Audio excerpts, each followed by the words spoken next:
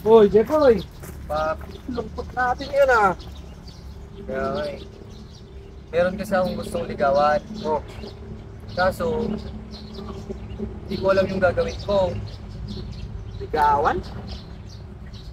Alam mo sa panliligaw, kailangan unahin mo muna yung mga magulang.